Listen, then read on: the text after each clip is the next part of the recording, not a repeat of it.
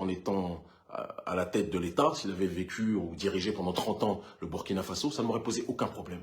Parce qu'on a besoin de dirigeants qui ont une vision et qui sont dans une dynamique d'élever les conditions de vie de leur population.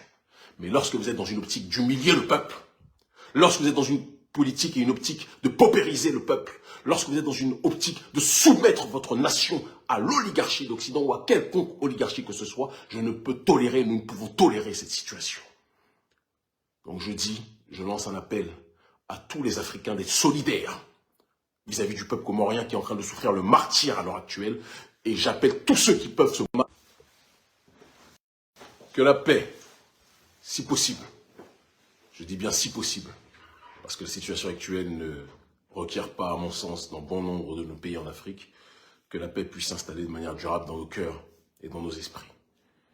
Mais je dis si possible, car c'est toujours l'intention que nos âmes et que nos cœurs en Afrique puissent retrouver la paix, malgré les injustices que nous connaissons. Je vais parler aujourd'hui de la situation dramatique qui se déroule à l'heure actuelle aux Comores, où le président Azali Assoumani, au pouvoir depuis 1999 via un coup d'État, d'accord, mais ce n'était pas un coup d'État souverainiste, ce n'était pas un coup d'État d'autodétermination, ce n'était pas un coup d'État panafricaniste, ce n'était pas une opération de restauration de l'État, c'était autre chose. Depuis 1999, ce monsieur Assoumani est au pouvoir, et depuis 1999, il a amené le brave peuple, la brave nation comorienne, vers une soumission intégrale, systémique et systématique vis-à-vis des intérêts de l'oligarchie française et plus globalement de l'oligarchie occidentale. Azali Assoumani n'a cessé ces dernières années d'asphyxier la population, d'écraser notre peuple, d'humilier les Comoriens, de pousser un bon nombre d'entre eux à l'exil, à l'humiliation, à la soumission, à bon nombre d'endroits. Et nous savons tous qu'historiquement, le peuple comorien est un brave peuple courageux. Je n'ai rien à gagner à dire ça. Je ne cherche pas un passeport comorien, je ne cherche pas une place politique comorienne. Je suis simplement un résistant, un révolutionnaire panafricaniste qui ne supporte pas la soumission et la corruption de nos dirigeants africains. Rappelons d'ailleurs que Azali Assoumani est actuellement le président de l'Union africaine. Quand vous voyez le comportement d'un homme comme celui-ci, qui a truqué, qui vient de truquer, il y a des témoignages comment dirais-je, d'urnes qui plus que jamais, quand on dit qu'il y a eu un bourrage, c'est même un euphémisme par rapport à la réalité. Tout a été fait pour violer le vote de la population comorienne. Et on a le président de l'Union africaine qui tolère ça pour justifier la prolongation de son pouvoir, comme si depuis 1999, ce n'était pas suffisant pour lui qu'il ait eu la possibilité de rester au pouvoir, qu'il y ait eu cette possibilité plus que jamais de piller les caisses de l'État. Non, pour lui, ce n'est pas suffisant. Il a besoin d'encore plus. Et quand la population se rebelle, M. Assoumani n'a d'autre option, selon lui, que de faire en sorte que la police comorienne tire à balles réelles sur le peuple comorien. C'est quelque chose que les panafricanistes ne peuvent pas accepter. C'est quelque chose que les panafricanistes ne peuvent plus tolérer. Dire cela ne signifie pas que nous appelons au coup d'État, contrairement à ce que certains disent, mais nous appelons au maintien d'une résistance populaire parce que personne ne peut accepter de manière continue que les autorités comoriennes bafouent le droit du peuple, que les autorités comoriennes violent la volonté du peuple. À un moment ou à un autre, il faut être capable d'écouter le peuple, d'écouter la volonté des nôtres. Vous ne pouvez pas continuer à écraser la population, à asphyxier la population, à tirer à balles réelles sur les citoyens que vous étiez censés protéger. Nous ne pourrons pas accepter éternellement cette réalité. Le peuple comorien est un peuple digne.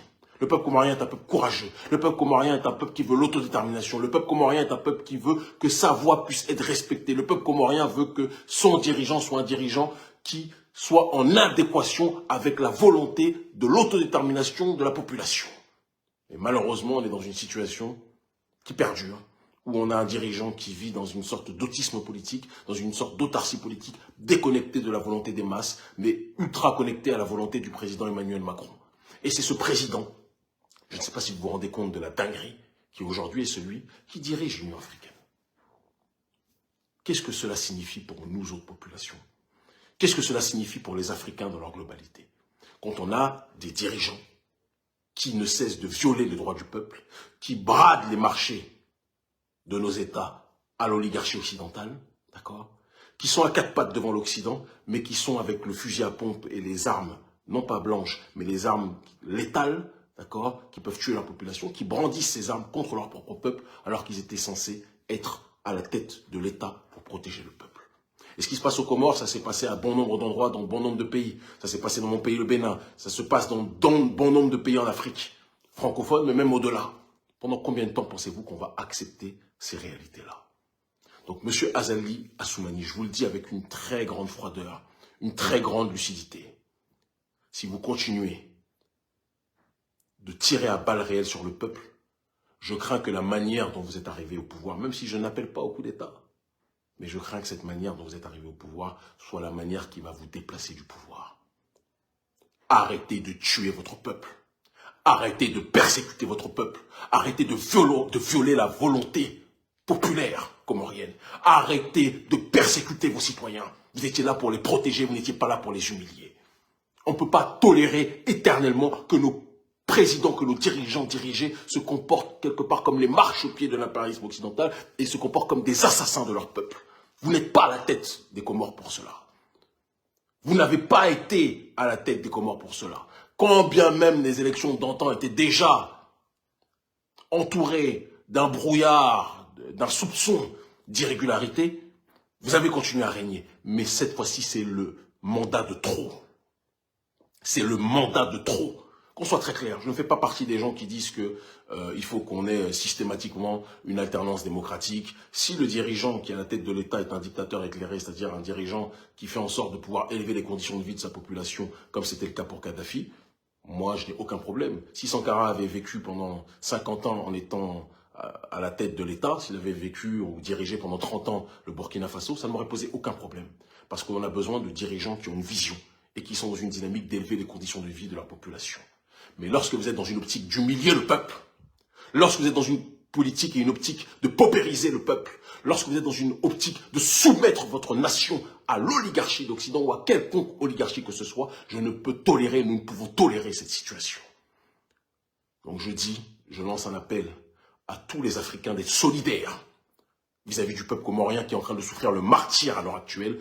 Et j'appelle tous ceux qui peuvent se mobiliser par quelconque manière que ce soit à dénoncer Azali Assoumani, qui est un criminel, un meurtrier de son peuple. Je ne crois pas aux histoires de cour pénale internationale qui ont été des structures instaurées par l'oligarchie occidentale. Mais si j'y croyais, je pense qu'un homme comme lui devrait être traîné devant des cours, si celle-ci avait une vocation réelle, pour crime contre l'humanité, parce que lorsqu'on tue sa population, c'est un crime contre l'humanité collective et contre l'humanité locale.